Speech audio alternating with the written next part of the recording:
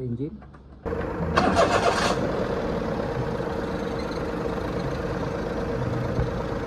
Dan buka radiator cap ya. Buka radiator cap, maka enjin tengah sedut. Buka.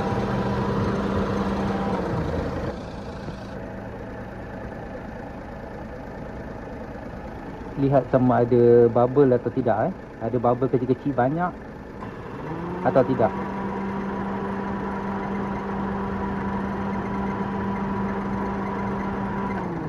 Jika tak ada bubble, maknanya head gasket tak bocor. Jika ada bubble banyak, kecil berterusan tak henti, head gasket dah kena tukar kena untuk overhaul.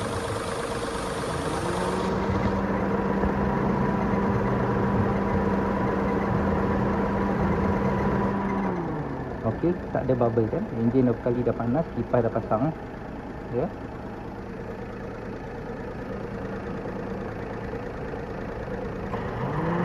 Ini pun dah panas.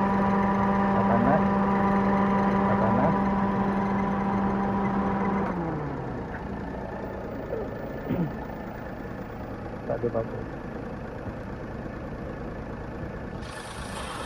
So ini water bubble yang bukan genuine ni. So mungkin dia lagi kan satu dia masih perlu buka water pump ni. So buka water pump satu dia keluar nanti. Ya, hati lah jangan terkena water pump yang bukan genuine ni. Dia boleh tak pernah saya tengok secara hidup propeller boleh tercabut macam ni So hati-hati bila beli water pump hari ni pastikan water pump anda. So ni termostat yang dah rosak Dia melekat Kalau dia dah air panas dia tak ada buka betul lah.